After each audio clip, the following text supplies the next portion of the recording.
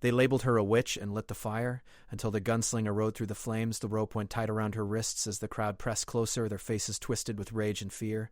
Kate Murphy stood on the wooden platform in the center of Redemption Springs, her dark hair whipping across her face in the desert wind. The preacher raised his hands to the sky and called her a servant of darkness, a bringer of death, a witch who had cursed their town with fever and dying cattle. She had done nothing but heal a child with herbs her grandmother taught her to use, but fear needed a target, and she was alone, different, easy to blame. The pile of kindling beneath her feet smelled of pine and kerosene.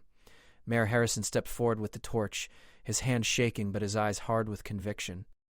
Kate pulled against the ropes, but they held firm. The sun hammered down on the gathered crowd, women clutching their children, men with rifles slung over their shoulders. No one would help her, no one would speak up. This was how it ended, she thought, burned alive while good people watched and did nothing. The torch touched the kindling and flames leaped up orange and hungry. Heat slammed into her legs and she screamed, not from pain yet, but from the raw terror of knowing it was coming. The crowd took a step back from the rising fire. Smoke filled her lungs and she coughed, tears streaming down her face. She closed her eyes and tried to think of her mother, her grandmother, anything but the fire crawling up toward her. Then came the sound that changed everything.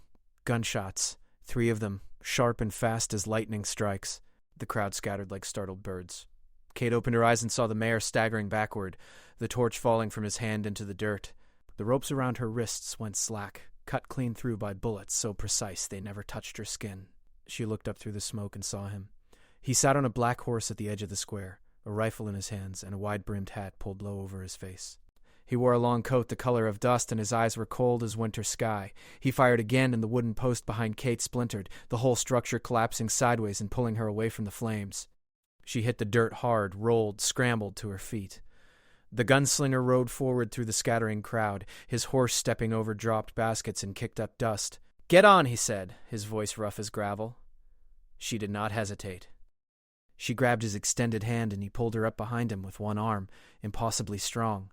The horse wheeled, and they were moving, galloping out of town while bullets whined past them from the men who remembered their guns.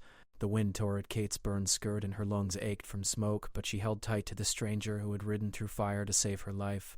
They rode hard into the desert hills, leaving Redemption Springs far behind.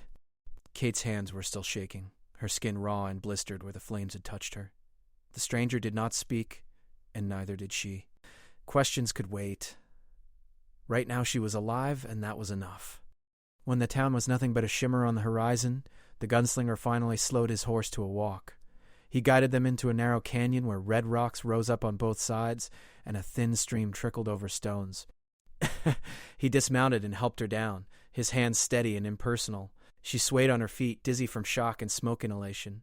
"Sit," he said, and she sat on a flat boulder while he went to his horse and pulled supplies from his saddlebags. He brought out a canteen and handed it to her.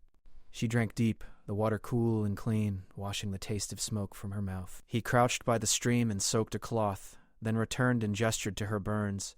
She nodded, and he pressed the wet cloth gently to her legs where the fire had scorched through her skirt. "My name is Kate," she said when she could speak again.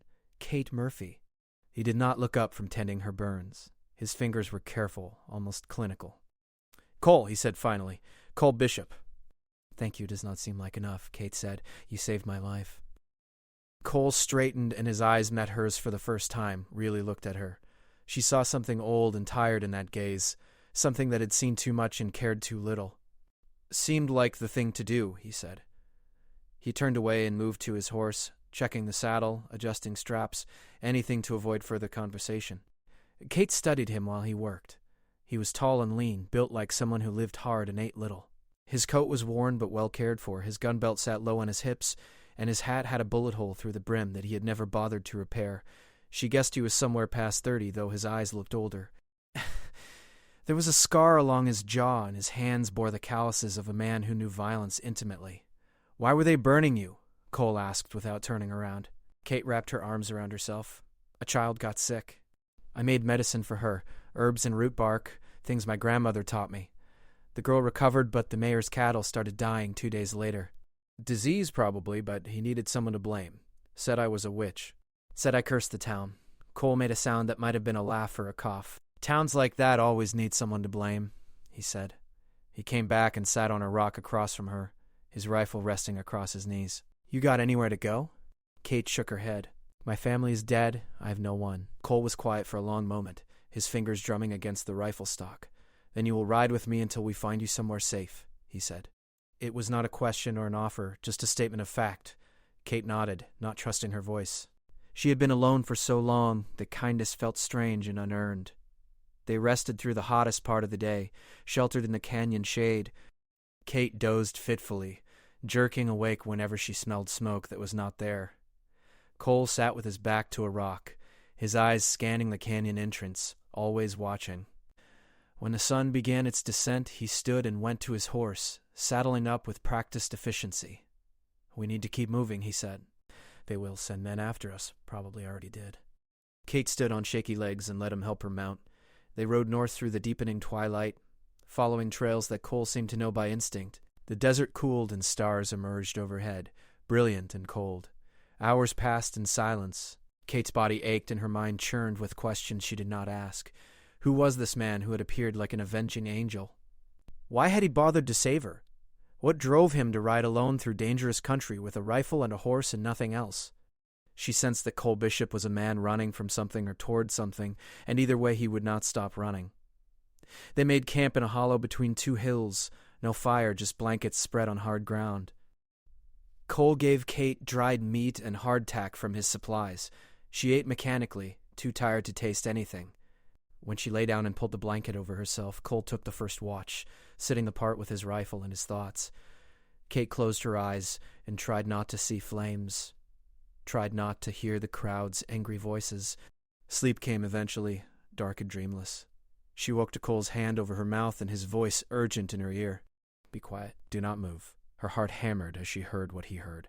Horses, several of them, moving through the darkness nearby, men's voices, low and searching. The posse from Redemption Springs had found their trail. Cole's hand left her mouth and he drew his revolver, thumbing back the hammer with a soft click. Kate barely breathed as the riders passed within 50 yards of their camp, their torches bobbing in the night like malevolent fireflies. After an eternity, the sounds faded. Cole holstered his gun and let out a slow breath.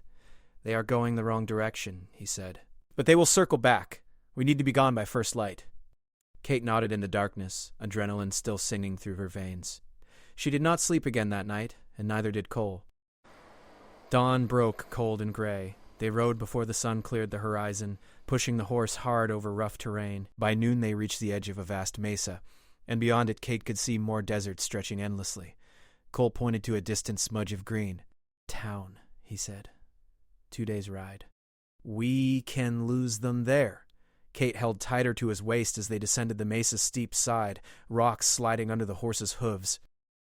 They were halfway down when the shot rang out. The bullet took Cole high in the shoulder and spun him sideways in the saddle. Kate screamed and grabbed him as he started to fall. Blood spread across his shirt, vivid red against the dust-colored fabric. The horse panicked and reared.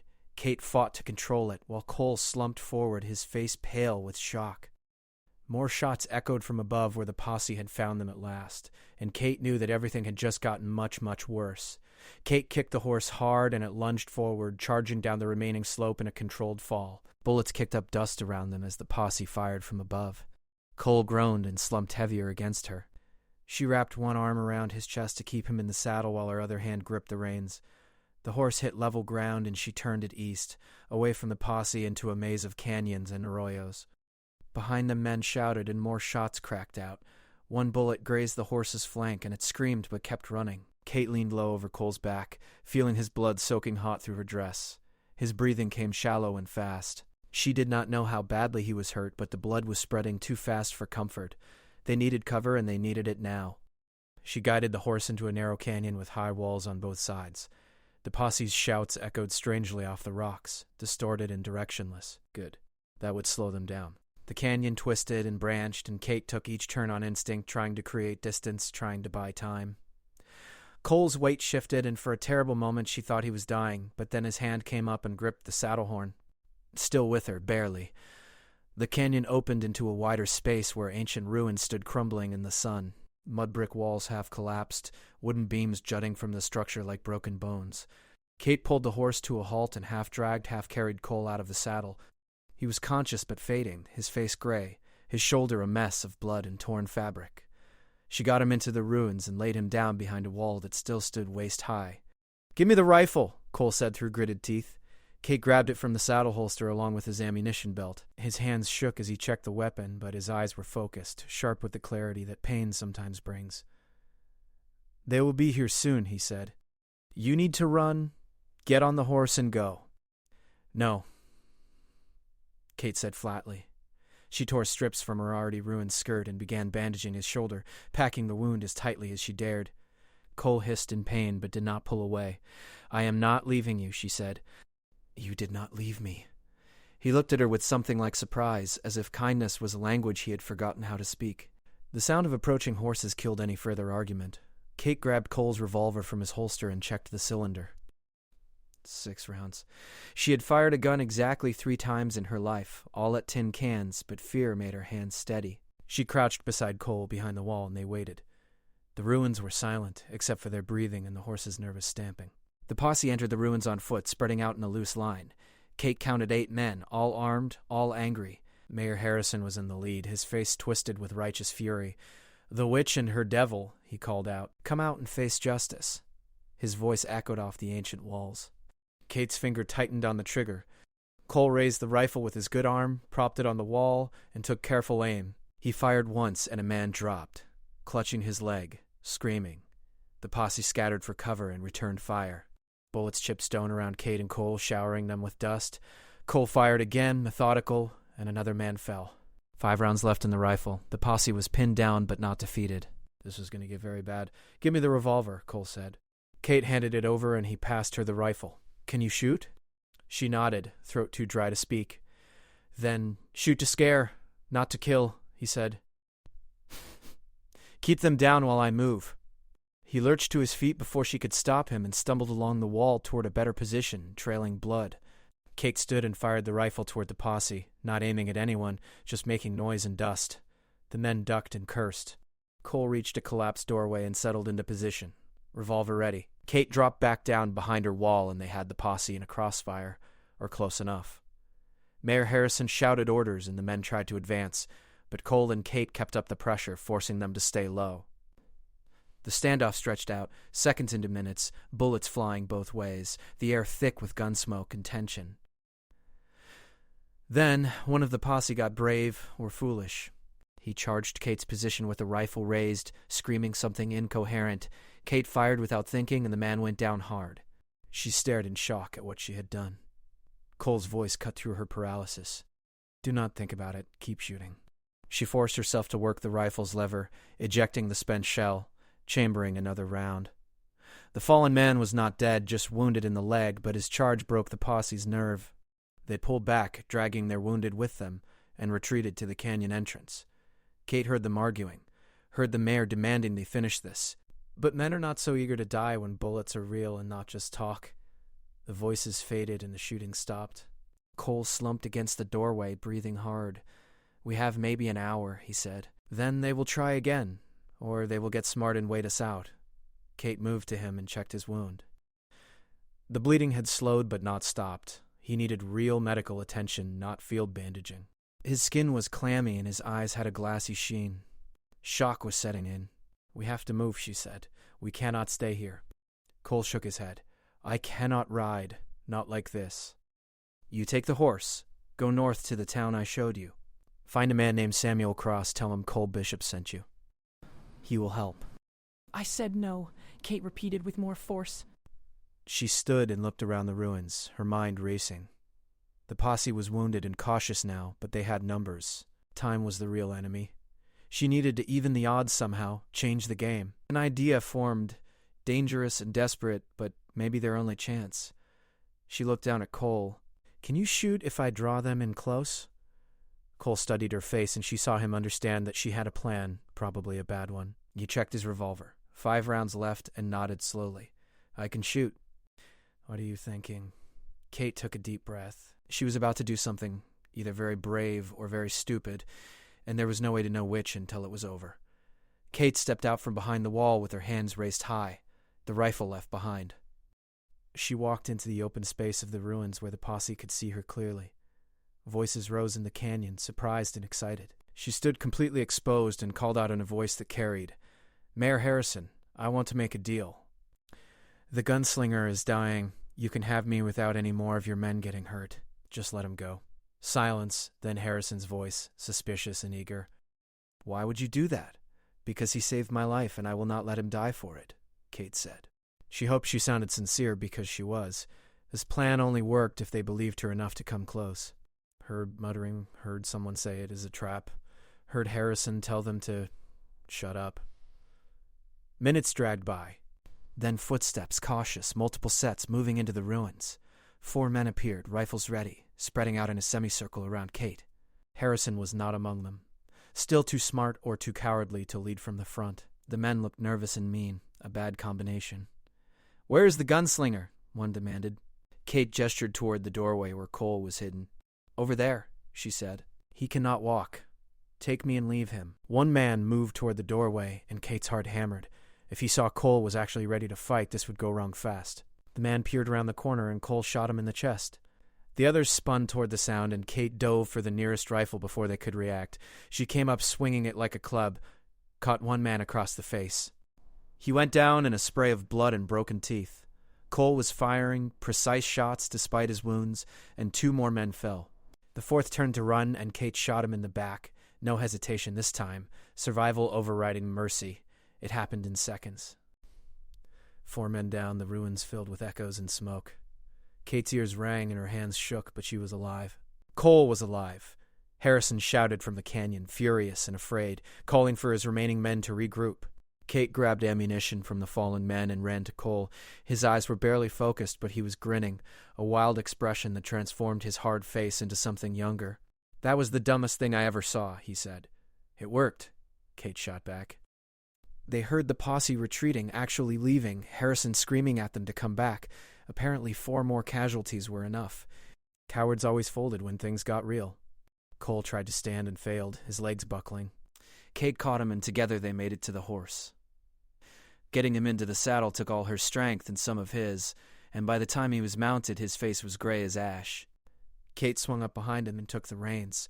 The horse was exhausted, but so were they. She turned north and kicked it into a walk, then a trot, leaving the ruins and the dead behind.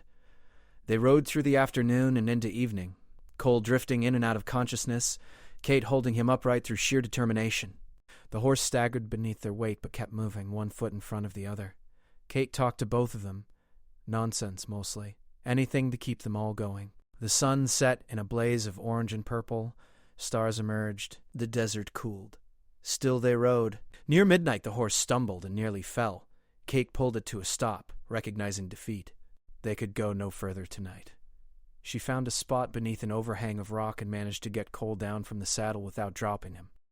His shoulder wound had reopened and bled freely. His breathing was shallow. Kate built a tiny fire, just enough light to see by, and heated water from the canteen. She cleaned his wound as best she could and rebandaged it with clean cloth torn from her own clothing. Cole opened his eyes and looked at her, working over him. "You should have run," he said, his voice barely a whisper. Kate did not look up from her task. "And you should have kept riding," she replied. "Instead, you turned around and saved a stranger. Maybe we are both fools." Cole made a sound that might have been a laugh. His hand found hers and squeezed weakly. "Thank you," he said, "for not running." Kate squeezed back. "Thank you for not dying." She finished the bandaging and sat beside him, her back against the rock, exhaustion crashing over her like a wave. Cole's hand stayed in hers, and she did not pull away. They sat like that as the fire burned down to embers, 2 people who had saved each other and did not know what came next. Eventually she dozed, her head drooping, Cole's steady breathing beside her like a promise that morning might actually come. She woke to daylight in panic. Cole was burning with fever, his skin hot and dry, his eyes rolling beneath closed lids. Infection had set in fast and mean. Kate wet a cloth and pressed it to his forehead, his neck, trying to cool him down. He thrashed weakly and muttered words she could not understand. The town Cole had mentioned was still a day away, maybe more at their current pace. He did not have a day. She needed help now. Kate stood and scanned the horizon. Nothing but desert and rock and sky. Then she saw it, thin and straight, rising in the distance. Smoke. A campfire, or maybe a homestead. It was a risk. Could be outlaws, could be worse. But Cole was dying, and she was out of options. She got him onto the horse one more time through a combination of leverage and desperate strength. Then she mounted and turned toward that distant smoke, praying it was salvation and not another nightmare. The ride took 2 hours that felt like days. Cole's fever climbed higher. He stopped responding when she spoke to him. The horse moved like it was dying, too, each step an act of will. But the smoke grew closer, and finally Kate could see its source. A small ranch house, weathered wood and a tin roof, corrals holding a few cattle. A man was working near the barn, tall and broad-shouldered, wearing a battered hat. Kate rode into the yard and called out, "I need help. He is dying." The man turned and Kate saw his face, lined and weathered but kind. He took in the scene, her blood-stained dress, Cole's limp body, the exhausted horse, and he did not hesitate. "Get him inside," the man said. His name was Walter Carson, and he had been a field surgeon in the war before settling out here alone. He helped Kate carry Cole into the house and lay him on a bed.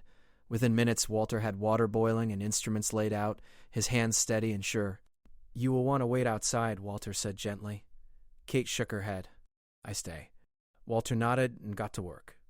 He cut away the bloody bandages and examined the wound, his expression grim but focused.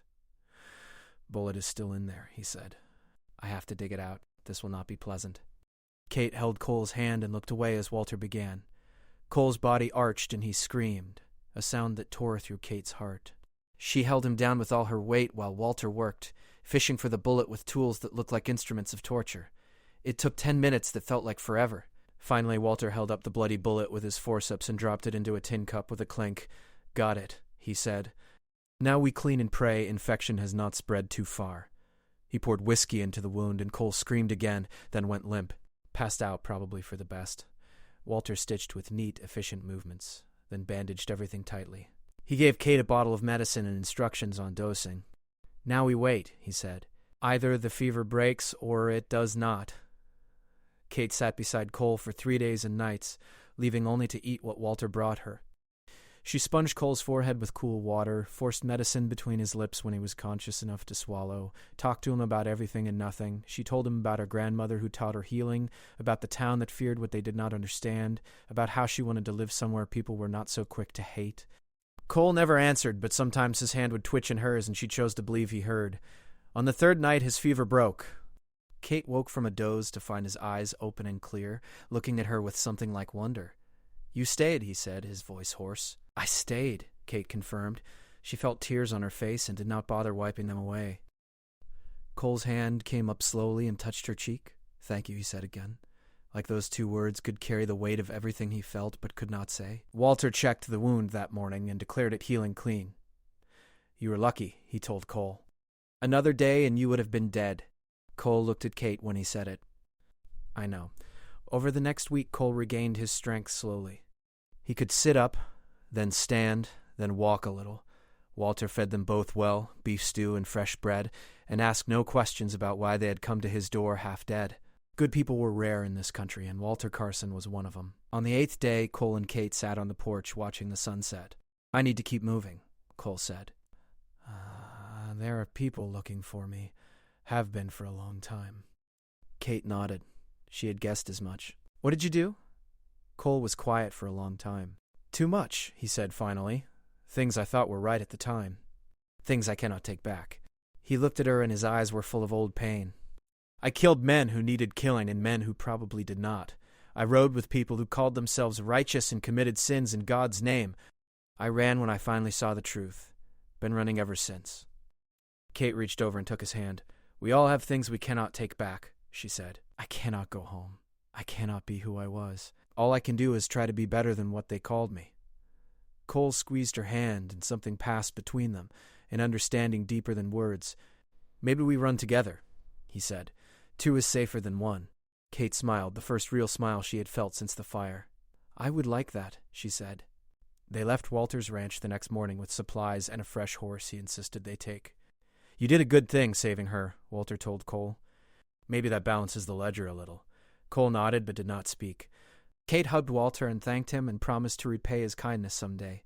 He waved them off from his porch, a lonely figure against the wide sky. They rode north together, side by side, 2 people with nowhere to go and nothing to lose. The town Cole had mentioned was called Silver Creek, and it took them 3 days to reach it. It was bigger than Redemption Springs, rowdier, the kind of place where people minded their own business because everyone had secrets worth keeping. Cole found the man he had mentioned, Samuel Cross, who ran a saloon and did not ask questions. He gave them a room above the bar and jobs, Cole as a guard and Kate helping in the kitchen. It was not much, but it was safe, or close enough. Days turned into weeks. They settled into a routine that felt almost normal. Kate learned to cook for crowds. Cole walked the saloon floor with his hand never far from his gun, a silent warning to anyone looking for trouble. They shared the small room, sleeping in separate beds, talking late into the night about everything except their pasts. Slowly, carefully, something grew between them that was more than gratitude, more than friendship, something neither of them had words for yet. Then, one night, a man walked into the saloon who changed everything. He was tall and thin, dressed in black, with silver conchos on his belt. His eyes scanned the room and locked onto Cole. Recognition flared and the man's hand dropped to his gun. Cole saw it happening and his own hand moved, smooth and fast. The saloon went silent. The two men stared at each other across the crowded room, tension thick enough to cut. "Hello, Jacob," the man said. "Been a long time." Cole did not move. "Elias," he said flatly. "Did not expect to see you here." The man called Elias smiled without warmth. "I have been tracking you for 6 months, Jacob Colebishop. You owe a debt. Time to pay it." Kate watched from the kitchen door, fear rising in her chest. This was the past catching up, the running coming to an end. Cole's face was unreadable. "I owe you nothing, Elias. You and your kind made me into something I am not proud of. That is finished." Elias shook his head slowly. "Nothing is finished until I say it is. The organization wants you back, or they want you dead. Your choice." His hand hovered over his gun. Cole's expression did not change, but Kate saw the slight shift in his stance, the coiling of muscle preparing for violence. She moved without thinking, stepping out of the kitchen with a meat cleaver in her hand. "Cole is not going anywhere with you," she said, her voice steady despite her racing heart. Elias's eyes flicked to her, and his smile widened. "Who is this?" "Your woman? Cole, you always did have a weakness for strays." Kate felt rage boil up hot and clean. "I am no one's stray," she said. "And if you want him, you go through me." Elias laughed a cold sound. This got interesting. He looked back at Cole. "What do you say, Jacob? We doing this the easy way or the hard way?" Cole drew his gun in one fluid motion and the room erupted into chaos. Elias drew too, but Cole was faster, always had been. His bullet took Elias in the shoulder and spun him around. Elias fired wild and his shot shattered a mirror behind the bar. People screamed and dove for cover. Elias staggered and brought his gun back up. Cole fired again, and this shot hit center mass. Elias dropped to his knees, blood spreading across his black shirt. He looked up at Cole with something like surprise. "You always were the best," he said, then fell forward and did not move again. The saloon was utterly silent. Cole stood with his gun still raised, smoke curling from the barrel. Kate ran to him, and he lowered the weapon slowly, his hand shaking just a little. Samuel Cross emerged from behind the bar, his face grim. "You need to leave," he said quietly. "Right now, before the law comes asking questions." Cole nodded. He holstered his gun and took Kate's hand. They went upstairs, grabbed their few possessions, and were out the back door within 5 minutes. The fresh horse they had gotten from Walter was stabled nearby. They saddled up in silence and rode out of Silver Creek as the sun was setting, leaving another dead man and another burned bridge behind them. They rode hard through the night, putting distance between themselves and the town. Cole did not speak, and Kate did not push him. She understood now that his past was darker than she had imagined, that the people hunting him were not just a posse from a small town but something organized and dangerous. She also understood that he had killed tonight to protect both of them, and that he would do it again without hesitation. They stopped at dawn in a grove of cottonwood trees near a stream. Cole dismounted stiffly, his healing shoulder clearly bothering him. Kate made a small fire and boiled coffee while Cole sat and stared at nothing. Finally, she sat beside him and handed him a cup. "Talk to me," she said. Cole took a long drink, then set the cup down carefully. His organization Elias mentioned it is called the Brotherhood, he said. Started as men who believed they were bringing order to the frontier. Somewhere along the way, order turned into control, and control turned into murder. I was with them for 5 years before I saw what we really were. He paused, struggling with words. We killed people who got in the way. Called them outlaws, criminals, enemies of civilization. Some were. Most were just inconvenient. When I finally tried to leave, they said, "No one leaves the Brotherhood." You serve until you die. So I ran. They have been hunting me ever since. Kate absorbed this, the weight of it. How many are there? Cole shrugged. Dozens, maybe more. They have people in every territory. Elias was not the first they sent, and he will not be the last. Then we keep running, Kate said. Together. Cole looked at her, and she saw something break open in his expression, some barrier crumbling. Why? He asked. Why stay with me? You could find a good life somewhere, start over clean. I am nothing but danger to you. Kate reached out and touched his scarred jaw, gentle as a breath. Because you rode through fire for me when no one else would, she said. Because you are trying to be better than what they made you. Because I am tired of being alone, and I think you are too. Cole caught her hand and held it against his face. His eyes closed, and when they opened again they were wet. I do not deserve you, he said roughly. Maybe not, Kate said with a small smile, but you are stuck with me anyway. He pulled her close then, wrapped his good arm around her, and held on like she was the only solid thing in a shifting world. They stayed like that as the sun rose higher, two broken people trying to build something whole out of their shared damage. They spent 2 days in the cottonwood grove, resting and planning. Cole taught Kate to shoot properly, not just point and hope. She was a quick learner, her hands steady once she got over the initial fear. He showed her how to clean and load a revolver, how to sight down the barrel, how to breathe and squeeze the trigger instead of jerking it. By the second day, she could hit a target at 20 paces more often than not. Not great, but good enough to keep you alive, Cole said. Kate in turn showed him the herbs she had foraged near the stream, plants that could heal or harm depending on how they were used. This is yarrow, she said, holding up a feathery-leaved plant. Thus bleeding reduces fever. And this is Jimson weed. Beautiful flowers, but every part is poison. Eat enough, and your heart stops. Cole listened carefully, filing away information. He had killed plenty of men, but knew nothing about healing. They were teaching each other how to survive in different ways. On the third morning, they rode out, heading further north into wilder country. Cole's plan was to reach the mountains, where they could disappear into mining camps and timber towns, places where people came and went and no one kept records. It was not much of a plan, but it was all they had. They traveled during the day now, 2 riders among many on the frontier roads, nothing to draw attention. Kate kept her hair covered and her head down. Cole kept his hat low and his hand near his gun. They stopped for supplies in a town called Copperfield, a rough place built around a played-out mine. While Cole dealt with the general store, Kate wandered to the dusty street. She was looking at posted notices, wanted posters, and auction bills when she saw it. A sketch of a woman's face beneath the word wanted. Her face. Kate Murphy accused of witchcraft, murder, arson. $500 reward. Her hands went cold. Someone had drawn her from memory, and the likeness was good enough to be dangerous. Cole appeared beside her and saw what she was seeing. We need to go, he said quietly. They walked back to the horse, not running but not dawdling either. Kate's mind raced. $500 was serious money. People would be looking for her now, not just the posse from Redemption Springs. They mounted and rode out of town at a casual pace that picked up speed once they were out of sight. This was getting complicated. That night they camped in the hills above the road, and Cole was quiet, thinking hard. The wanted poster changed things. Eventually someone would recognize Kate, despite her covered hair and worn clothes. They needed a better plan than just running. Maybe we split up, Kate suggested. You go north, I go west. They cannot track us both. Cole's response was immediate and sharp. No, we stay together. Kate started to argue, but he cut her off. I already lost everything once, he said. I am not losing you, too. The intensity in his voice stopped her cold. She saw in his face what had been building between them since he pulled her from the fire. It was not just companionship or gratitude anymore. It was deeper, more dangerous, the kind of feeling that made people do foolish things and not regret it. Kate felt it too, had felt it growing in her chest like a warm coal. She moved closer to him across the campfire and took his hand. Then we find a way to clear both our names, she said. Or we disappear so completely no one ever finds us. Either way, we do it together. Cole pulled her closer until she was sitting pressed against his side, his arm around her shoulders. For a long moment they just sat like that, watching the fire burn down.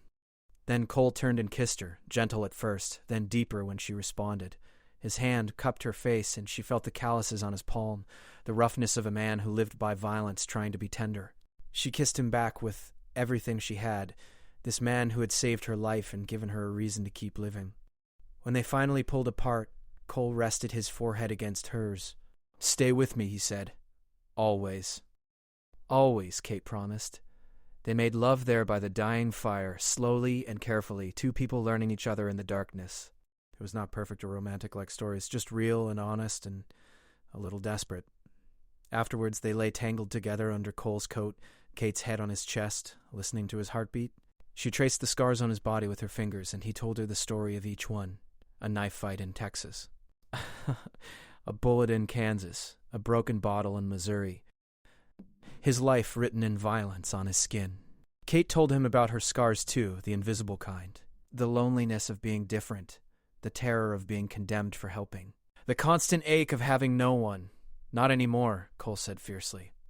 "You have me now." Kate smiled against his chest and let herself believe it. They woke tangled together as dawn broke cold and clear.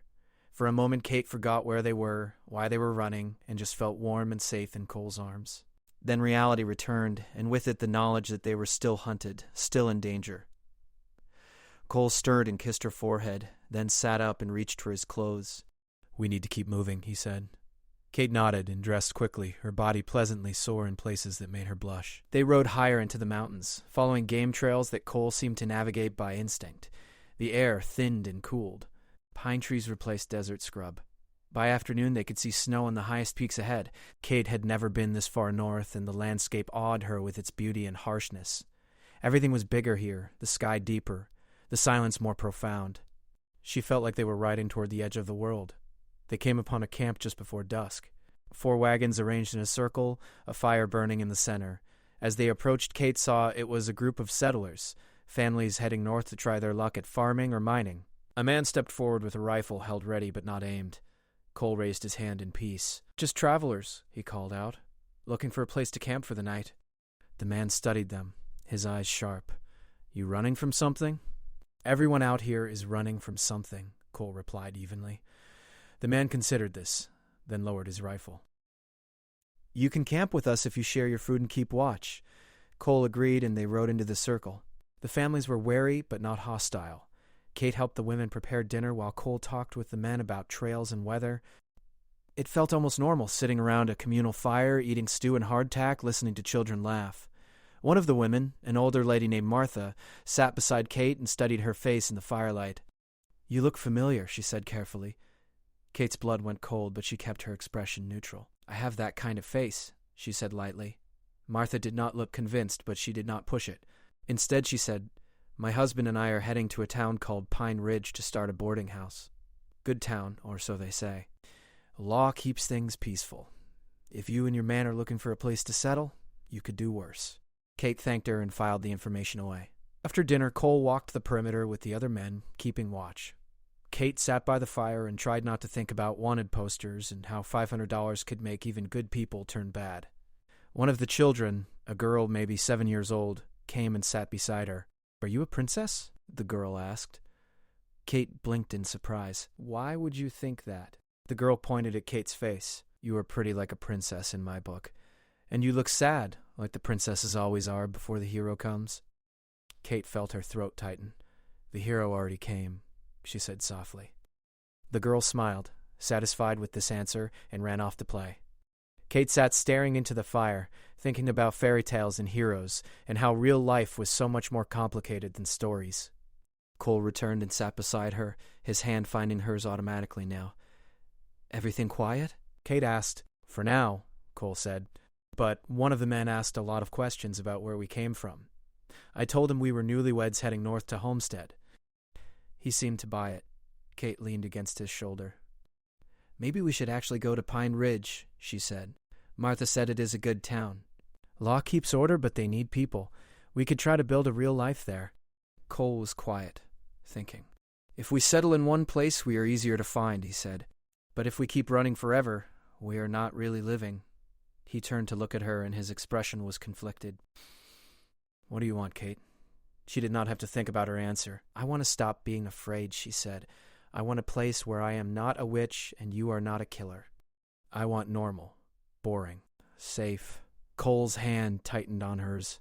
"Then we go to Pine Ridge," he said, "and we try." They left the wagon train at first light, thanking the families for their hospitality. Martha gave Kate a loaf of fresh bread and a meaningful look. "Be careful," she said quietly. "The world is hard on women like us."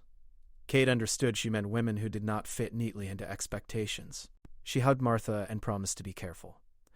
Then she and Cole rode north again, this time with a destination and something that felt dangerously close to hope. Pine Ridge sat in a valley between two mountain ridges, a town of maybe 300 people built around a sawmill and a few mining claims. It looked organized, orderly, with real streets and painted buildings. Cole and Kate rode in slowly, drawing looks but not outright hostility. They found the sheriff's office, and Cole hitched the horse outside. "This is a risk," he said, "but if we are going to settle here, we need to do it right." Kate nodded, her stomach knotted with anxiety. They went inside together. The sheriff was a man in his 50s, gray-haired and solid, with eyes that had seen everything twice. He looked up from his desk as they entered. "Help you?" Cole stepped forward, and Kate saw him gathering himself for whatever came next. "My name is Cole Bishop," he said. "This is Kate Murphy. We are looking to settle in Pine Ridge, but we have complications. We want to be honest about them before we cause you trouble." The sheriff leaned back in his chair. "I am listening." Cole laid it out straight. He did not name the Brotherhood, but explained he had left an organization that now wanted him dead. Kate explained about being accused of witchcraft and having a price on her head from a town that had tried to burn her alive. They left nothing out, no lies, no embellishments. When they finished, the sheriff was quiet for a long time, his fingers drumming on the desk. Finally he said, "Why should I believe you are not exactly what those wanted posters say you are?" "Because we are here talking to you instead of sneaking in and hoping no one notices," Kate said. "Because we could have lied, but we chose not to. Because we are tired of running, and we want a chance to be better than the worst things people have said about us." The sheriff's expression softened just slightly. He stood and went to a cabinet, pulled out 2 thick books, and started flipping through pages. After several minutes, he looked up. "There is no federal warrant for either of you," he said. "Just local accusations. That means I have discretion." He closed the books with a thump. "Here is my offer. You stay clean in my town, you work honest, you do not bring your trouble here, and I will not go looking for your past. But if you cause problems, if people start shooting or hanging or burning, I will personally put you both in chains and send you back where you came from. Understood?" Cole and Kate both nodded, almost afraid to believe this could work. "Understood," Cole said. The sheriff pointed at Cole's gun. "You can carry that, but you do not draw it unless your life is in actual danger. We are civilized here." Cole nodded again. The sheriff gave them directions to a boarding house and sent them on their way. Kate felt lightheaded as they walked out into the afternoon sun. "Did that just happen?" she asked Cole. "Did we just get permission to stop running?" Cole looked as stunned as she felt. "I think we did," he said. They found the boarding house, a tidy white building run by an elderly couple named George and Helen Patterson. Helen took one look at Kate's worn dress and thin face and immediately went into mothering mode. "When did you last eat a real meal?" she demanded. Kate could not remember. Helen clucked her tongue and led them inside. They were given a room on the 2nd floor, small but clean, with a real bed and a window overlooking the street. The price was reasonable and included meals. Cole paid for 2 weeks up front with the last of their money. After Helen left them alone, Kate sat on the bed and started to cry, not from sadness but from overwhelming relief.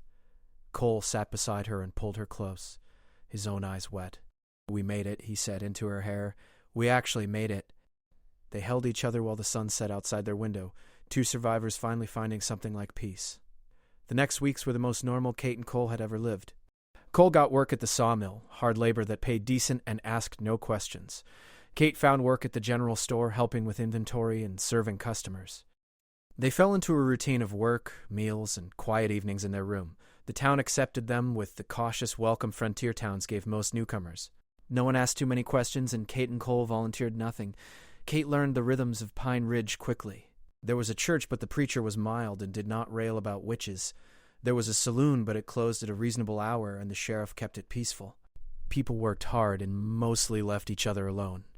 It was exactly what Kate had hoped for. Ordinary life among ordinary people. She started to relax, to sleep through the night without nightmares of fire. She could smile without it feeling like a mask. Cole struggled more. Years of violence had wound him so tight that peace felt dangerous, like a trap about to spring. He worked until his muscles ached, trying to exhaust the restless energy that had kept him alive all these years. At night he would jolt awake at small sounds, his hand reaching for a gun that was no longer beside the bed. Kate would soothe him back to sleep, running her fingers through his hair, whispering that they were safe. Slowly, grudgingly, he began to believe it. 3 months passed. Kate's burns healed to pale scars. Cole's shoulder regained its full strength. They saved their money and talked about building their own place, maybe a small house on the edge of town. Kate started a garden behind the boarding house, and Helen taught her to bake proper bread. Cole made friends with some of the mill workers, men who appreciated his quiet strength and never asked about the scars. Life was not perfect, but it was good, better than either of them had dreamed possible. Then one morning, Kate was working in the store when 3 riders came into town. She saw them through the window, and her blood turned to ice. She recognized one of them, a man named Daniel Cross, who had been part of the posse from Redemption Springs. He was talking to people on the street, showing them something, probably a wanted poster. Kate abandoned the counter and ran toward the sawmill, her heart hammering. She had to warn Cole. They had to run. She found Cole loading lumber onto a wagon. His face changed when he saw her expression. "What is wrong?" "Men from Redemption Springs," Kate said breathlessly. "They are here. They are looking for us." Cole's jaw tightened. He set down the lumber carefully and turned to the foreman. "I need to go," he said. "Family emergency." The foreman nodded, unconcerned, and Cole grabbed Kate's hand. They walked quickly but did not run, trying not to draw attention. They needed to get their things from the boarding house and get out before the riders found them. They were halfway there when Daniel Cross stepped out of an alley directly in front of them. "Kate Murphy," he said, and there was triumph in his voice. "Been looking for you for a long time." You and your devil? He raised his voice. "Got the witch here. She is with a gunslinger. Need help taking them." Cole's hand moved toward his gun, but Kate grabbed his wrist. "No," she said urgently. "The sheriff said no shooting unless lives are at stake." "We draw here and we lose everything." Cross laughed. "Smart witch. Yeah, do not draw a gunslinger. My friends are covering you from across the street." Cole's eyes flicked to the rooftops, and Kate knew he saw the other 2 riders positioned with rifles. They were trapped, outmaneuvered, and all the peace they had built was crumbling around them. Cross pulled out shackles. "You are both coming back to Redemption Springs to face proper justice." "Turn around and put your hands behind your backs." Kate's mind raced desperately for options and found none. Then a voice cut through the tension. "What exactly is happening here?" Sheriff Blake walked up the street with his hand resting on his own gun. Cross turned to him, confident. "These 2 are wanted in Redemption Springs for murder and witchcraft. I am taking them back." The sheriff looked at Cole and Kate, his expression unreadable. "That so?" You folks commit murder? "No," Kate said firmly. "I defended myself when they tried to burn me alive. Cole helped me escape." Everything after that was survival. Cross spat in the dirt. "She cursed our town. People died. She has to answer for it." The sheriff turned his cold gaze on Cross. "Did anyone actually see her curse anything? Or did cattle get sick and scared people needed someone to blame?" Cross's face reddened. "She is a witch." "Everyone knows it. Everyone knowing it is not the same as proving it," the sheriff said. He looked at the men on the rooftops. "You 2 come down here. Now." After a tense moment, they climbed down, rifles still in hand, but pointed away. The sheriff turned back to Cross. "Here is how this works in my town. You have accusations, not proof." These folks have been model citizens for 3 months. They work hard, 'cause no trouble, and I gave them my protection. That means you do not take them anywhere." Cross's hand dropped to his gun. "You protecting murderers, Sheriff?" The sheriff's voice went hard as iron. "I am protecting citizens of Pine Ridge from a lynch mob. Now you have a choice. You can ride out of here peacefully, or you can draw that gun and find out what happens to men who threaten violence in my jurisdiction." For a long, terrible moment, Kate thought Cross would do it, thought this would end in blood and ruin. Then Cross looked around and saw townspeople gathering, saw the sheriff's absolute confidence, and he must have calculated the odds. He raised his hand slowly away from his gun. "We will be back with proper warrants," he said. "This is not over." The sheriff nodded. "You come back with legal warrants from a federal judge, and we will talk. Until then, these people are under my protection." Cross and his men mounted their horses and rode out, but not before Cross locked eyes with Kate one more time. His expression promised this was far from finished. When they were gone, Kate's legs gave out and she sat hard on the ground, shaking. Cole helped her up, and the sheriff studied them both. "That bought you time," he said quietly. "Not forever. You need to figure out what you're going to do." That evening, Cole and Kate sat in their room and faced reality. The Brotherhood was still hunting Cole. Redemption Springs was still after Kate. Sooner or later, people would come with warrants or enough men that even Sheriff Blake could not protect them. Running meant losing everything they had built, but staying meant risking the whole town when violence came. It was an impossible choice, and they both knew it. What if we did not run or hide? Cole said slowly. What if we fix this? Kate looked at him, confused. How do you fix people who want us dead? Cole stood and paced, his mind working. The Brotherhood wants me because I know their secrets, he said. What if I made those secrets public? Letters to newspapers, testimony to territorial marshals, I burned them down before they burned me. And you, the charges against you are based on lies and fear. What if we went back to Redemption Springs with witnesses and evidence and forced them to see the truth? Kate stared at him like he had lost his mind. Go back? They tried to burn me alive. They will not listen to witnesses. Cole crouched in front of her and took her hands. They will listen to a federal marshal, he said. The sheriff mentioned warrants. That means there are legal channels. We get a real investigation, prove you did nothing wrong, and the charges disappear. It is risky, but it is the only way to actually end this instead of running forever. Kate wanted to argue, but she could not. He was right. As long as that wanted poster existed, she would always be looking over her shoulder. And Cole would never be free while the Brotherhood hunted him. This was a chance to take control of their own story instead of letting other people write it. She took a deep breath. Okay, she said. We do it, but we do it smart. We get help. Cole nodded and pulled her close. Tomorrow we talk to the sheriff, he said. We get him on our side completely. Then we take the fight to them. Sheriff Blake listened to their plan the next morning, and his expression went from skeptical to thoughtful.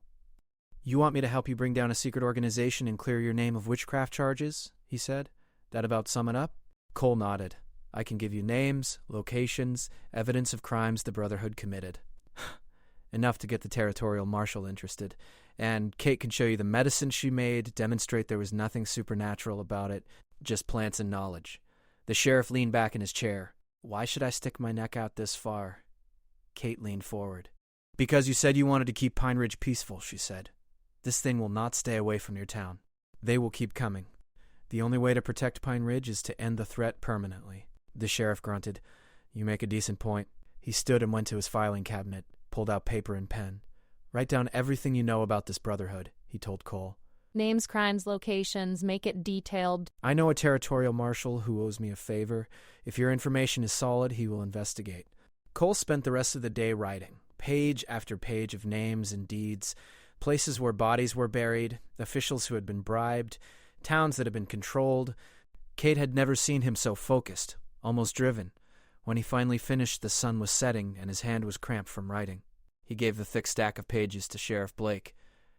This is everything I know, Cole said. If this does not get their attention, nothing will. The sheriff read through it all, his face growing grimmer with each page. If even half of this is true, he said slowly, there are going to be a lot of men hanged. He looked at Cole with new respect and new wariness. You were part of this? Cole met his gaze without flinching. I was, he said. I am not proud of it. The sheriff nodded slowly. Honesty. I respect that. I will get this to Marshal Hackett. It might take a few weeks for him to act, but if he does, the Brotherhood is finished. Now for your situation, the sheriff said to Kate. We need to prove those charges are false. Best way to do that is to go back to Redemption Springs with me and a federal marshal, demand a proper hearing, and expose the whole thing as a witch hunt. Kate's stomach dropped. Face the people who tried to kill her, with only the law between her and their anger. It sounded like suicide. Cole took her hand. I will be with you, he said, and the law will be on our side this time. Kate forced herself to nod. When do we go? 10 days later, Marshal Hackett arrived in Pine Ridge with 3 deputies. He was a no-nonsense man in his 40s who radiated authority. He read Cole's testimony with increasing interest and then declared it sufficient for warrants.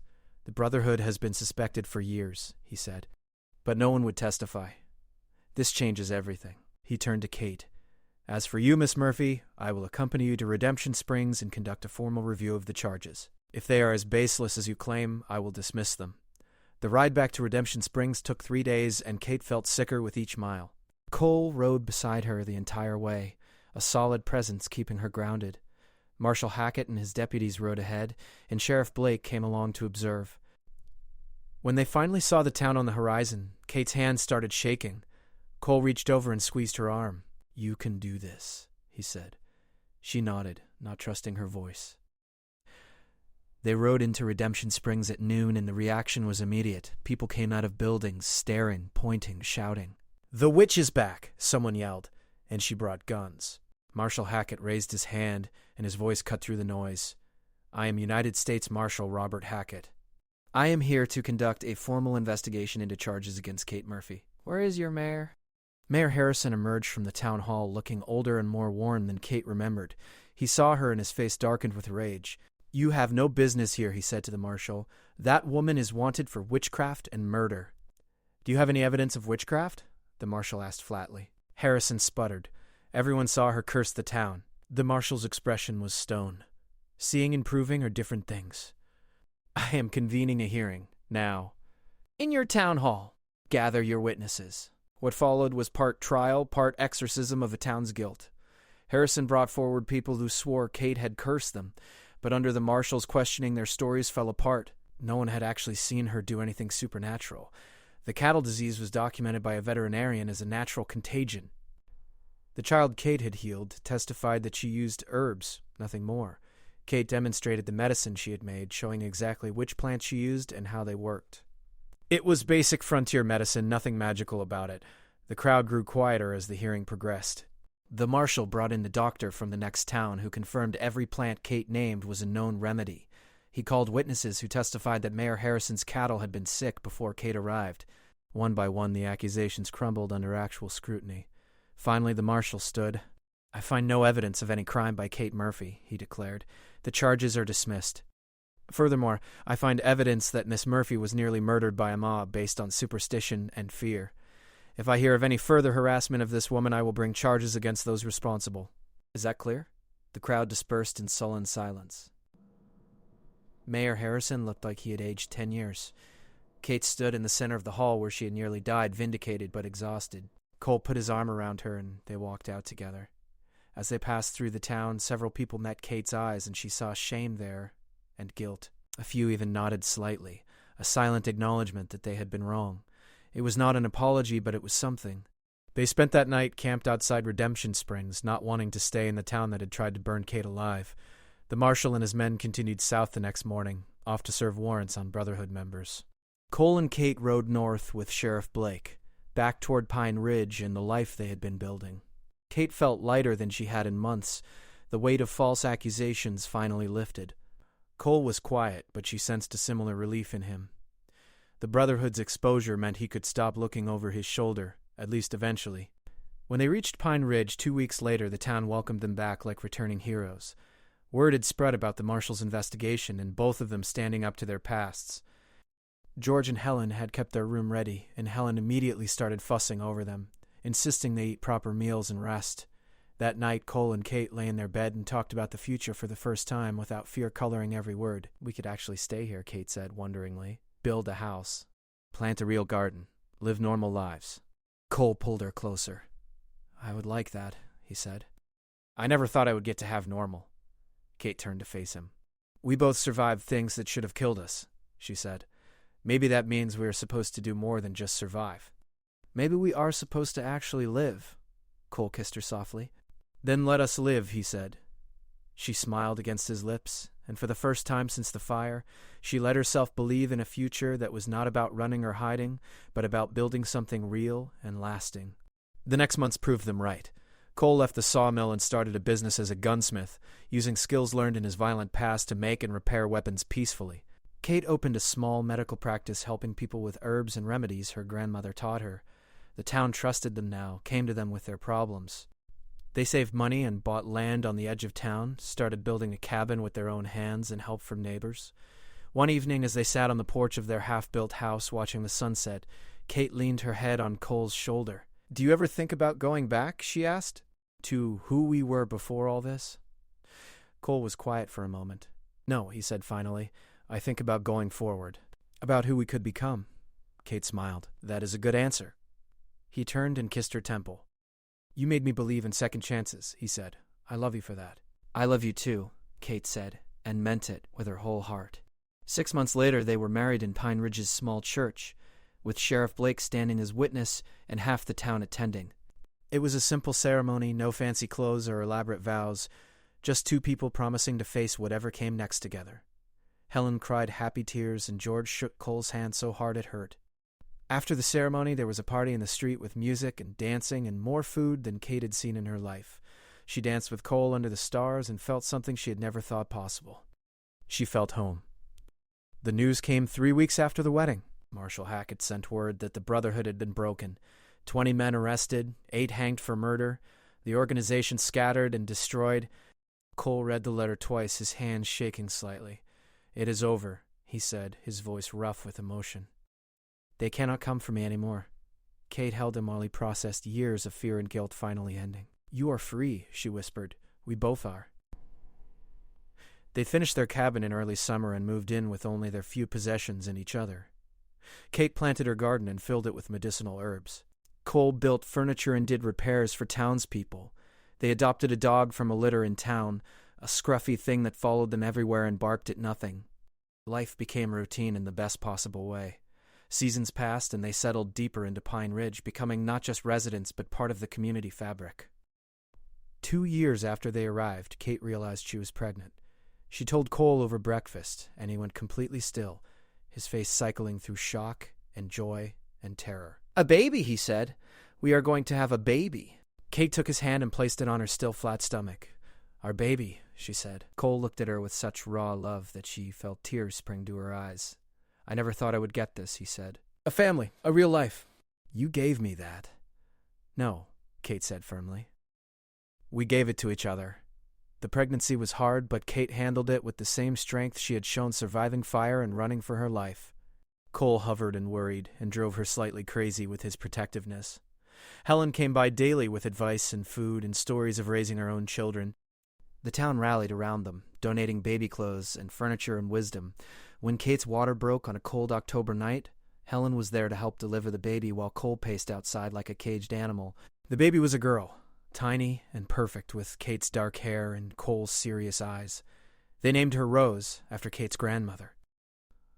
Cole held her for the first time with hands that knew how to kill cradling new life with infinite gentleness. His face was wet with tears as Rose wrapped her tiny fingers around his thumb. "She is perfect," he whispered. Kate watched her husband and daughter together and felt a completeness she had never known was possible. This was what they had fought for, survived for, built toward. This moment of quiet joy in a small cabin in a good town far from the fire and blood of their pasts.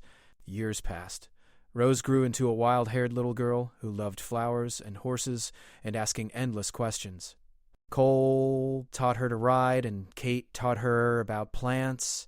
They told her stories about how they met, edited for a child's ears, about a man who saved a woman from a fire and how they fell in love. They did not tell her about wanted posters or bodies left behind or the darkness they had escaped. That was not her inheritance. Her inheritance was love and safety, and the knowledge that her parents had survived hell to give her heaven.